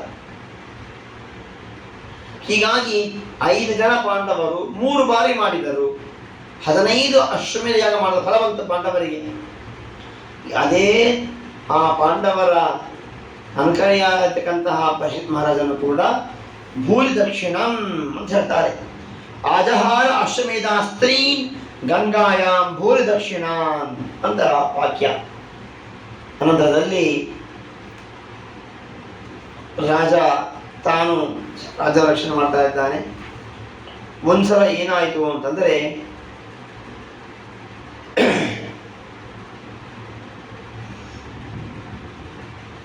ತಾನು ಅಲ್ಲಿ ಸಂಚಾರ ಮಾಡಬೇಕಾದಾಗ ಕಲಿಂ ಪ್ರವಿಷ್ಟಂ ಚಕ್ರವರ್ತಿ ಶಮ್ಯ, ನನ್ನ ರಾಜ್ಯದಲ್ಲಿ ಕಲಿಯ ಪ್ರವೇಶವಾಗಿದೆ ಗೊತ್ತಾಯಿತು. ಅವನು ಹುಡುಕಬೇಕು ಅಂತ ಹೇಳಿ ಭದ್ರಾಶ್ವಖಂಡ, ಕೇತುಮಾಲ, ಭಾರತಖಂಡ, ರಮ್ಯಕ ವರ್ಷ, ಹಿರಮಯ ವರ್ಷ, ಕಿಂಪುರುಷಖಂಡ, ಹರಿವರ್ಷ ಖಂಡ ಎಲ್ಲ ಸಂಚಾರ ಮಾಡಿದ್ದಾನೆ. ಎಲ್ಲೂ ಕಾಣ್ತಾ ಇಲ್ಲ. ಒಂದು ಕಡೆಗೆ ಧರ ತಾನು ಗೋರುಪತಾಡಿದ್ದಾಳೆ. ಧರ್ಮರೂಪಿಯಾದ ದೇವತೆ ಎತ್ತಾಗಿದೆ. ಎತ್ತು ಮತ್ತು ಆಕಳು, ಎತ್ತಾಗಿ ಧರ್ಮದೇವತೆ, ಆಕಳಾಗಿ ಧರಾದೇವಿ ಬಂದಿದ್ದಾರೆ. ಸತ್ಯ, ಶೌಚ, ದಯಾ, ದಾನ, ತ್ಯಾಗ, ಸಂತೋಷ, ಆರ್ಜವ, ಶಮ, ದಮ, ತಪ, ಸಾಮ್ಯ, ತಿತಿಕ್ಷಾ, ಉಪರತಿ, ಶ್ರುತ ಎಲ್ಲವೂ ಕೂಡ ಇವು ಜ್ಞಾನ ಇಷ್ಟು ಹೇಳ್ತಾರೆ. ಇವೆಲ್ಲ 30 ಇರ್ತಕ್ಕಂತಹ ಗುಣಗಳು. ಇವೆಲ್ಲವೂ ಕೂಡ ಕೃಷ್ಣ ಪರಮಾತ್ಮ ಭೂಮಿಯಲ್ಲಿದ್ದ ಕಾಲಕ್ಕೆ ಸ್ಥಿರವಾಗಿ ಇದ್ದವು. ಎಲ್ಲವೂ ಕೂಡ ಚೆನ್ನಾಗಿ ಇದ್ದವು. ಕೃಷ್ಣ ಪರಂಧಾಮಕ್ಕೆ ಹೊರಟು ಹೋದ ಮೇಲೆ ಇವುಗಳ ಯಾರ ರಕ್ಷಣೆ ಇಲ್ಲ. ಎಲ್ಲವೂ ಕೂಡ ದುಷ್ಟರ ಸಹವಾಸ ಆಗ್ತಾ ಇದೆ. ಎಲ್ಲವೂ ಕೂಡ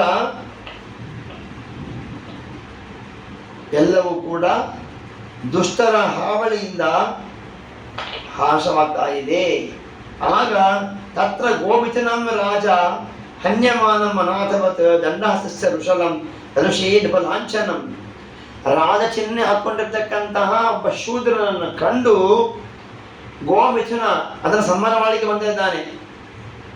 ಅವನನ್ನು ಕಂಡು ಹೇಳ್ತಾರಂತೆ, ಕಸ್ತ್ವಂ ಮಚ್ಚರಣೆ ಲೋಕೆ ಬಲಾತ್ ಹಂಸ್ಯ ಬಲೋ ಬಲಿ ನರದೇವೋಪಿ ದೇವೇಶೇಣ ನಟವತ್ ಕರ್ಮಣ ಅದ್ವಿಜ. ನೀನು ಅದ್ವಿಜ ಅಂದರೆ ಏನು? ಬ್ರಾಹ್ಮಣ, ಕ್ಷತ್ರಿಯ, ವೈಶ್ಯನಲ್ಲ. ದ್ವಿಜ, ತಾಯಿ ಗರ್ಭದಿಂದ 1 ಬಾರಿ ಜನ್ಮ, ಉಪನಯನ ಸಂಸ್ಕಾರ ಆದ ಮೇಲೆ ಇನ್ನೊಂದು ಜನ್ಮ, ಆಗ ದ್ವಿಜ ಆಗ್ತಾರೆ. ಅದ್ವಿಜ ತ್ರೈವರ್ಣಿಕರಿಂದ ಭಿನ್ನ ಆಗ್ತಕ್ಕಂಥವ್ರು ಶೂದ್ರ ಅಂತ ಅರ್ಥ. ಆಗ ಅವನು ಹೇಳ್ತಾನೆ, ಯಾವಾಗ ಸುಯೋಧನ ಬಿದ್ದ ಆ ಕ್ಷಣದಿಂದ ನನ್ನ ಕಾಲ ಆರಂಭವಾಗಿದೆ. ಶ್ರೀಕೃಷ್ಣ ಪರಮಾತ್ಮನ ಆದೇಶದಿಂದ ನಾನು ಇಲ್ಲಿ ತನಕ ದೂರವಾಗಿ ಇದ್ದೇನೆ. ಏನೋ ಆಗೊಮ್ಮೆ ಈಗೊಮ್ಮೆ ಬಂದು ಹೋದರೆ ಇಷ್ಟಾಗ ನಮಗೆ ನೀವು ಪೀಡ ಕೊಡ್ತೀರಾ? ವಾಸ್ತವಿಕವಾಗಿ ನನ್ನ ಕಾಲ ಇದು ಕಲಿಯುಗ ಅಂತ ಹೇಳ್ತಾನೆ. ಆ ಕಲಿ ನನಗೆ ವಾಸಭೂಮಿಯೇ ಇಲ್ಲ. ನೀನು ಚಕ್ರವರ್ತಿ, ನನಗೆ ವಾಸಭೂಮಿಯನ್ನು ಕಲ್ಪಿಸು, ಒಂದು ಜಾಗ ಕೊಡೋದಕ್ಕೆ ಕೊಡೋದು ಕೇಳ್ತಾರೆ. ವಾಸ ಮಾಡೋದಕ್ಕೆ ಒಂದು ಸ್ಥಳವನ್ನು ಕೊಡೋದು ಕೇಳ್ತಾರೆ. ಆಗ ದ್ಯೂತ ಪಾನ ಸ್ತ್ರೀಯ ಸೂನ ಯತ್ರ ಅಧರ್ಮ ಚತುರ್ವಿಧ ಕಲಯೇ ದದೋ ಸ್ಥಾನಾನಿ. ದ್ಯೂತ ಜನ ಹಿಂಗೆ ಆಡ್ತಾರಲ್ಲ, ಹೀಗೆ ರಮ್ಮಿ ಗಿಮ್ಮಿ. ನಮ್ಮ ಟ್ರೈನ್ ಹೋಗ್ಬೇಕಾದಾಗ ಅವ ಕೇಳಿದ್ದ, ಸ್ವಾಮಿ ಬರ್ತೀಯ ರಮ್ಯ ಅನ್ನೋಣ ಅಂತ ಕೇಳಿದ್ದ. ಅದೇ ಆಗುತ್ತದೆ ರಮ್ಮಿ ಅಂತ ಹೇಳಿ. ಅದು ರಮ್ಮಿನೋ ರಾಮಿನೋ ಗೊತ್ತಿಲ್ಲ ನನಗೆ. ಪಾರ್ಟಿಗೆ ಬಾ ಅಂತ ಕರೆದಿದ್ದ. ಇಲ್ಲ ನನಗೆ ಬೇರೆ ಕೆಲಸ ಇದೆ ಅಂತ ನಾನು ಬುಕ್ ತೆಕ್ಕೊಂಡು ಕೂತ್ಬಿಟ್ಟೆ ನಾನು. ಆ ದ್ಯೂತ, ಮದ್ಯಪಾನ, ಸ್ತ್ರೀ ಸೂನ ಅಂದ್ರೆ ತುಲ, ಇಷ್ಟನ್ನ ಕೊಟ್ಟಿದ್ದಾನೆ. ಇನ್ನೊಂದು ಕೊಡು ಅಂತ ಕೇಳಿದಾಗ ಸುವರ್ಣವನ್ನು ಕೊಟ್ಟ ರಾಜ. ಹೀಗಾಗಿ ಬಂಗಾರ ನಮಗೆ ಸಿಕ್ಕಿದೆ ಅಂತಂದ್ರೆ ಅಬ್ಬಾ ಎಂತಹ ಒಳ್ಳೆ ಕೆಲಸ ಆಯಿತು ಅಂತ ಹೇಳಿ ರಸ್ತೆಯಲ್ಲಿ ಬಿದ್ದಿರತ್ತೆ. ಹೋಗ್ಬೇಕಾದಾಗ ಒಂದು ಚೈನೋ ಅಥವಾ ಕಿವಿಯ ಏನಂತಾರೆ ಆಭರಣವೋ ಮೂಗಿನ ಆಭರಣ ಬಿದ್ದಿರುತ್ತೆ, ಸಿಗ್ತದೆ ನಮಗೆ ಅಂತ ಇಟ್ಕೊಳ್ಳೋಣ. ನಾವು ತಂದು ಮನೆಯಲ್ಲಿ ಇಟ್ಕೊಳ್ಳಬಾರ್ದು. ಈಗಂತೂ ಬಂಗಾರ ಲಕ್ಷ ಮೇಲೆ ದಾಟಿದೆ ಅಂತ ಕೇಳಿದ್ದೇನೆ. 1.5 ಲಕ್ಷ 1,70,000 ಹಿಂಗೆ ಕೇಳಿದ್ದೇನೆ. ಹಾಗೆ ಇರ್ತಕ್ಕಂತಹ ಅಷ್ಟು ನಮ್ಗೆ ಸಿಕ್ಕಿಬಿಡ್ತು ಅಂತ ನಾವು ಸಂತೋಷಪಟ್ಟು ಇಟ್ಕೊಳ್ಳೋದಲ್ಲ. ಸಂತೋಷವಾಗಿ ಇಟ್ಟುಕೊಂಡಿದ್ದೀವಿ ಅಂತಂದರೆ ಕಲಿಯನ್ನು ಮನೆಗೆ ಬಾ ಅಂತ ಕರೆದಂತೆ ಆಗುತ್ತದೆ. ಕಲಿಯ ಸಂಪರ್ಕವಾಯಿತು ಅಂದ್ರೆ ಏನಾಗತ್ತೆ? ಎಲ್ಲ ಹಾಳಾಗತ್ತೆ. ಧರ್ಮ ಕರ್ಮ ಎಲ್ಲ ಹಾಳಾಗತ್ತೆ. ವೇದಾಧ್ಯಯನ ಶೂನ್ಯವಾಗತ್ತೆ. ಎಲ್ಲೆಲ್ಲಿ ಏನೂ ಆಗುವುದಿಲ್ಲ, ಧರ್ಮ ಕಾರ್ಯಗಳಾಗುವುದಿಲ್ಲ. ಹೀಗಾಗತ್ತೆ ಕಲಿಯ ಸಂಪರ್ಕದಿಂದಾಗಿ. ಹೀಗೆ ಹಾಗಾದರೆ ಬಂಗಾರವು ಇದು ಆರೋಗ್ಯಪ್ರದ ಅಂತ ಕೇಳಿದ್ದೇವೆ, ಬಂಗಾರ ಕಲಿಯಿದ್ದಾನೆ ಅಂತಂದ್ರೆ ನಾವು ಹೇಗೆ ಅಂತ ಪ್ರಶ್ನೆ ಬರುತ್ತೆ. ಅದೇ ರೀತಿಯಾಗೇನೆ ಸ್ತ್ರೀ ಸಹವಾಸ ಬೇಡ ಅಂತ ಹೇಳ್ತಿದ್ದೀರಿ. ಸ್ತ್ರೀ ಸಹವಾಸ ಇಲ್ಲದೆ ಇದ್ದರೆ ವಂಶ ಅಭಿವೃದ್ಧಿ ಹೇಗೆ? ಅದಕ್ಕೆ ಆಚಾರ್ಯರು ಭಾಗವತ ಬರೀತಾರೆ, ವಿಹಿತಾತಿರೇಕೇಣ ನ ಸೇವೇತ. ಎಷ್ಟು ವಿಹಿತವೋ ಅಷ್ಟನ್ನು ಮಾತ್ರ ಸಂಪರ್ಕದಲ್ಲಿ ಇರಬೇಕು. ಬಂಗಾರ ಸಂಪರ್ಕವಾಗಲಿ ಸ್ತ್ರೀ ಸಂಪರ್ಕವಾಗಲಿ ಇರಬೇಕು. ಬಂಗಾರ ಕವಚ ಹಾಕೊಳ್ಳಬಾರದು. ಬಂಗಾರ ಆರೋಗ್ಯಪ್ರದ ಎಷ್ಟು ಅಷ್ಟೇ ಹಾಕೊಳ್ಳಬೇಕು ಅಂತ ಹೇಳ್ತಾರೆ. ಅಷ್ಟೇ. ನನ್ನ ಹತ್ರ 50 kg ಬಂಗಾರವಿದೆ ಅಂತ ಹೇಳಿ ಬಂಗಾರದ ಸೀರೆಯನ್ನು ಮಾಡಿಸಿ ಉಟ್ಕೊಳ್ಳೋದಾಗಲಿ ಬಂಗಾರದ ಮಡಿ ಉಟ್ಕೊಳ್ಳೋದಾಗಲಿ ಮಾಡಬಾರದು ಅಂತ ಹೇಳ್ತಾರೆ. ಸರಿ.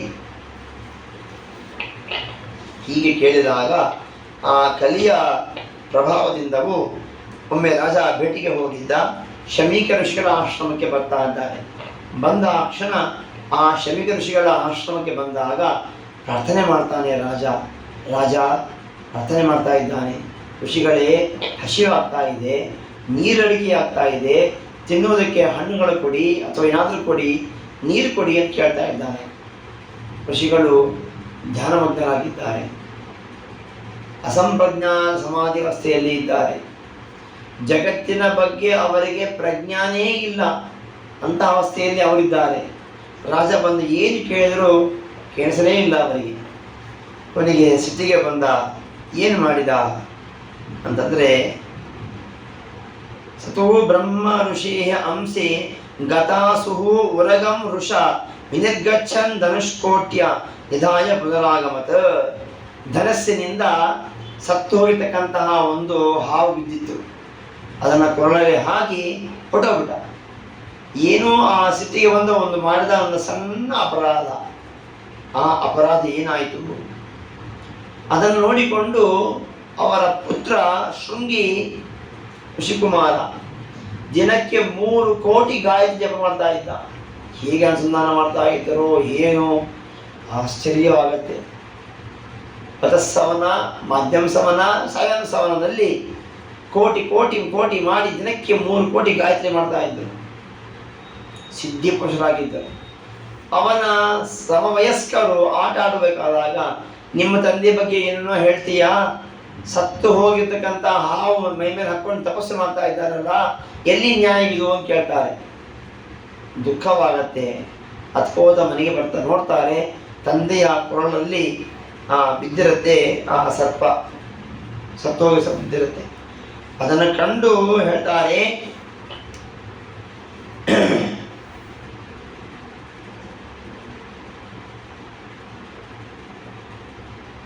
ಇತೋ ಲಂಘಿತ ಮರ್ಯಾದಂ ತಕ್ಷಕಃ ಸ್ತಮೇಹನಿ ದಕ್ಷತಿ ಸ್ಮ ಕುಲಾಂಗಾರಂ ಚೊಳಿತೋ ಮೇ ಪಿತೃದ್ರೋಹಂ.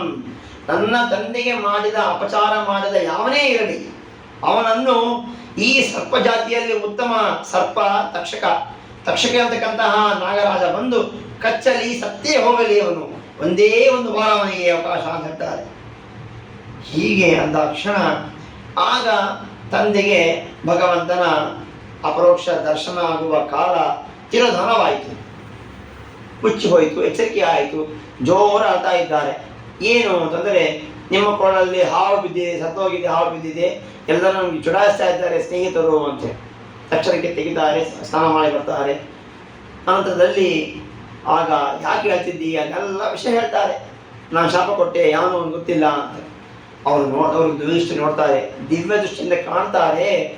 ಅಯ್ಯೋ ಎಂತಹ ಅಪಚಾರ ಮಾಡಿದ್ದೀಯ ನೀನು, ಯಾವ ರಾಜ ರಕ್ಷಣೆ ಮಾಡ್ತಾ ಇದ್ದದಕ್ಕಾಗಿಯೇ ನಾವು ನಿರಾಟಂಕವಾಗಿ ತಪಸ್ಸು ಮಾಡ್ತಾ ಇದ್ದೀವಿ ನಮ್ಮ ಆಶ್ರಮಗಳಲ್ಲಿ, ಅಂತಹ ನರದೇವನನ್ನೇ ನೀನು ಸಾಯೋ ಅಂತ ಶಾಪ ಕೊಡ್ತಿದೀಯಲ್ಲ, ಎಂತಹ ತಪ್ಪು ಮಾಡಿದ್ಯಾ ನೀನು ಅಂತ ಹೇಳಿ ಗೌರಿ ಮುಖ ಅಂತಕ್ಕಂತಹ ತಮ್ಮ ಶಿಷ್ಯರನ್ನು ಕರೆದು ಹೇಳ್ತಾರೆ, ರಾಜನಿಗೆ ಸುದ್ದಿ ಮುಟ್ಟಿಸು, ನಿನ್ನ ಆಯುಷ್ಯ 1 ವಾರ ಮಾತ್ರವೇ ಇದೆ, ತಕ್ಷಕ ಎಂಬಂತಹ ಸರ್ಪದಿಂದ ನಿನಗೆ ಮರಣವಿದೆ ಹೇಳು ಅಂತ ಕಳಿಸಿಕೊಡ್ತಾ ಇದ್ದಾರೆ. ಈ ಕಡೆಗೆ ರಾಜ ಮನೆಗೆ ಬಂದ, ಎಂತಹ ತಪ್ಪು ಮಾಡಿದೆ ನಾನು, ಒಂದು ನೀರು ಕೊಡಲಿಲ್ಲ ಅಂತ ಹೇಳಿ ಸಿಟ್ಟಿನಿಂದ ಸತ್ತು ಹೋಗಿರುವ ಹಾವು ಹಾಕಿದ್ದ ಮೈ ಮೇಲೆ, ನನಗೇನಾದರೂ ಶಿಕ್ಷೆ ಆಗಬೇಕು ಅಂತ ಅನ್ಕೋತಾ ಇರ್ತಾನೆ. ತಾಗ ಬರ್ತಾ ಇದ್ದಾನೆ ಈ ಬ್ರಾಹ್ಮಣ ಶಿಷ್ಯ ಬಂದ, ಎಲ್ಲ ವಿವರಣೆ ಕೊಟ್ಟ. ಆನಂದ ಪಟ್ಟ, ಅಹೋ ವಯಂ ಧನ್ಯತಮ ನೃಪಾಣಾಂ ಮಹತ್ತಮ ಅನುಗ್ರಹಣೀಯಶೀಲ ರಾಜ್ಞಾಕುಲಂ ಬ್ರಾಹ್ಮಣ ಪಾದಶೌಚಂ ಆರಾಧಿಸುಷ್ಟಂ ಬತ ಗಹ್ಯ ಕರ್ಮ. ನಾನು ಮಾಡಿದ ತಪ್ಪಿಗೆ ಶಿಕ್ಷೆ ಏನೋ ಅನ್ಕೋತಾ ಇದ್ದೆ, ಸರಿಯಾಗಿ ಆಗಿದೆ, ಬಹಳ ಆನಂದವಾಯಿತು ಅಂತ ರಾಜ. ಏನೋ 1 ಲಕ್ಷ ಪೆನಾಲ್ಟಿ ಕಟ್ಟು ಅಂತ ಅಲ್ಲ, ನಿನ್ನ ಜೀವವನ್ನೇ ಪಣಕ್ಕಿಡು ಅಂತ ಅರ್ಥ. ರಾಜ ಅಂದ, ಎಂತಹ ದೊಡ್ಡ ಉಪಕಾರವಿದು, ನಾನು ಮಾಡಿದ ಅಪರಾಧಕ್ಕೆ ಶಿಕ್ಷೆ ಆಯ್ತಲ್ಲ ಅಂತ ಹೇಳಿ. ನಮಗೆ ಯಾರಾದರೂ ಪೀಡೆ ಕೊಡ್ತಾ ಇದ್ದಾರೆ ಅಂತಂದರೆ ಜನ್ಮಾಂತರ ನಮ್ಮ ಕರ್ಮ ಇರುತ್ತೆ, ಆ ಕರ್ಮಫಲ ನಾವು ಹೊಂದ್ತಾ ಇದ್ದೀವಿ ಅಂತ ತಿಳ್ಕೊಳ್ಬೇಕು. ಆ ಪಾಪ ಕರ್ಮದ ಉಪಶಮನ ಆಗ್ತಾ ಇದೆ ನಾವು ತಿಳಿಯಬೇಕು. ಇಲ್ಲದೇ ಇದ್ದರೆ ಹಂಗೆ ಇಟ್ಟುಕೊಂಡರೆ ಮುಂದೆ ಜನ್ಮದಲ್ಲಿ ನಾವು ಹುಟ್ಟಿ ಬಂದಾಗ ಇನ್ನೆಷ್ಟು ಘೋರ ಪಾಪ ಶಿಕ್ಷೆ ಅನುಭವಿಸ್ತೀವೋ ಏನೋ ಗೊತ್ತಿಲ್ಲ. ಅದನ್ನು ದೇವರು ನಮಗೆ ದೊಡ್ಡ ಅನುಗ್ರಹ ಅಂತ ತಿಳಿಯಬೇಕು, ಹಾಗೆ ತಿಳಿದುಕೊಂಡು ಇರಬೇಕು ಅಂತ ರಾಜನ ವ್ಯವಹಾರ ತಿಳಿತಾ ಇದೆ. ರಾಜ ತಕ್ಷಣದಲ್ಲೇನೆ ಎಲ್ಲವನ್ನು ಬಿಟ್ಟು ಬಿಟ್ಟ. ನಾನು ರಾಜ ಅಂತ ಗೊತ್ತಾ ಎಲ್ಲ ರಾಜ್ಯ ತೆಗೆದುಬಿಟ್ಟಿದ್ದಾನೆ, ಧರ್ಮೇಜನಿಗೆ ಒಪ್ಪಿಸಿಬಿಡ್ತಾ ಇದ್ದಾನೆ. ತಾನು ಗಂಗಾ ನದಿಯ ತೀರದಲ್ಲಿ ಉತ್ತರ ದಿಕ್ಕಿಯ ಹಿಮವಾಗಿ ಕೂತ್ಕೊಂಡು ಪ್ರಾಯವೇಶಕ್ಕೆ ಕೂತಿದ್ದಾನೆ. ಪ್ರಾಯವೇಶಕ್ಕೆ ಕೂತಿರುವಾಗ ಆಗ ಬರ್ತಾ ಇದ್ದಾರೆ, ಶುಕಾಚಾರ್ಯ ಬರ್ತಾ ಇದ್ದಾರೆ. ಶುಕಾಚಾರ್ಯರು ಪರೀಕ್ಷಿತ ಮಹಾರಾಜನ ಉದ್ಧಾರಕ್ಕಾಗಿ ಬರ್ತಾ ಇದ್ದಾರೆ. ಬಂದರು, ಏನು ಪ್ರಶ್ನೆ ಮಾಡಿದ, ಏನು ಕೇಳಿದ ವಿಷಯವನ್ನು ನಾಳೆ ದಿವಸ ನೋಡೋಣ ಅಂತ ಹೇಳ್ತಾ ಇವತ್ತಿನ ಕಥಾಭಾಗವನ್ನು ಮುಕ್ತಾಯ ಮಾಡ್ತಾ ಇದ್ದೇನೆ. ಶ್ರೀಕೃಷ್ಣಾರ್ಪಣಮಸ್ತು. ನಾಹಂ ಕರ್ತ ಹರಿಕರ್ತ ತತ್ಪೂಜಾ ಕರ್ಮ ಚಾಖಿಲಂ ತಥಾ ಮತ್ಕೃತಾ ಪೂಜಾ ತತ್ಪ್ರಸಾದಿನ ನಾಣ್ಯಥಾ ತದ್ಭಕ್ತಿ ತತ್ಫಲಂ ಮಹ್ಯಂ ತತ್ಪ್ರಸಾದಃ ಪುನಃ ಪುನಃ ತತ್ಪ್ರಸಾದಃ ಪುನಃ ಪುನಃ ಕರ್ಮಣ್ಯಾಸೋ ಹರಾವೇವಂ ವಿಷ್ಣೋಃ ತೃಪ್ತಿಕರಃ ಸದಾ ಅನೇನ ಭಾವಿ ಯತ್ ಪುಣ್ಯಂ ಅವಾಪ್ನೋತು ಗುರುರ್ಮಮ. ಶ್ರೀಕೃಷ್ಣಾರ್ಪಣಮಸ್ತು.